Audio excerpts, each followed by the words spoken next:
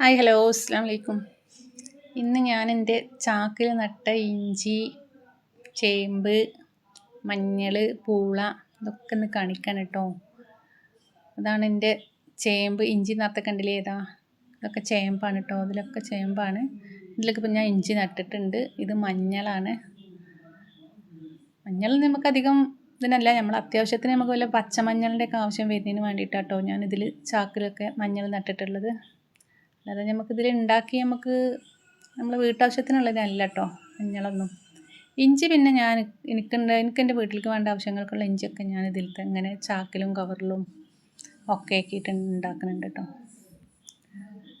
പിന്നെ ഇതൊക്കെ പൂളയാണ് കേട്ടോ. ഇതൊക്കെ ഞാൻ വെറുതെ ഒരു രസത്തിന് വേണ്ടിയിട്ട് ഞാൻ വെച്ച് നോക്കിയതാണ്. ഉണ്ടാവുകയാണെങ്കിൽ ഉണ്ടാവട്ടെ എന്ന് വിചാരിച്ചിട്ട്. അപ്പോൾ ഇത് നല്ല രീതിയിൽ ഉഷാറായി ഉണ്ടാവുന്നുണ്ട് കേട്ടോ പൂളയൊക്കെ.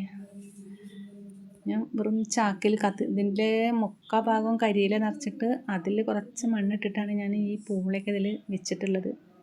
അപ്പം അതുകൊണ്ട് തന്നെ അതൊക്കെ മണ്ണായി, കരിയിലൊക്കെ മണ്ണായിട്ട് അതൊരു വളമായി മാറുമല്ലോ.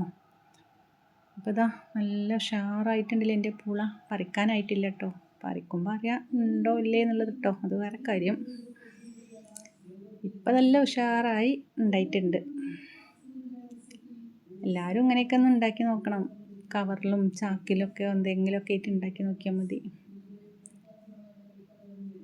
പിന്നെ ഇതൊക്കെ ഇഞ്ചിയാണ് കേട്ടോ. ഇതൊക്കെ ഞാൻ ചെറിയൊരു ചാക്ക് കിട്ടിയപ്പോൾ അതിൽ ഇഞ്ചി നട്ടതാണ്. ഇതൊക്കെ മുളച്ച് വരൽ തുടങ്ങിയിട്ടുണ്ട്. ഇതിലൊക്കെ ഇഞ്ചിയാണ് കേട്ടോ. ഞാനിപ്പോൾ പച്ചക്കറി വേസ്റ്റ് ഫുള്ള് ഞാനിപ്പോൾ ഇങ്ങനെ കവറിലാൾ ഇട്ട് കൊടുക്കലാണ്. ഞാൻ കമ്പോസ്റ്റ് ആക്കിയതാണ്. ഇപ്പോൾ മഴയല്ലേ, ഇപ്പോൾ കമ്പോസ്റ്റ് ഉണ്ടാക്കി വെക്കാൻ പറ്റൂല.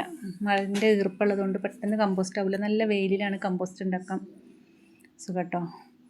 അപ്പം ഞാൻ അന്നന്നൊക്കെ ഉള്ള പച്ചക്കറി വേസ്റ്റൊക്കെ ഞാൻ അങ്ങനെ ഓരോ കവറിലും ചട്ടിയിലും ഒക്കെ ഇട്ട് കൊടുക്കും. സോപ്പും കവറ്, നമ്മൾ അരിപ്പൊടി ഇതൊക്കെ വാങ്ങണ കവറ്, പിന്നെ സോപ്പിൻ്റെ നമ്മൾ ഈ ലിക്വിഡിൻ്റെ പാത്രങ്ങളാണ് ഇതൊക്കെ കേട്ടോ.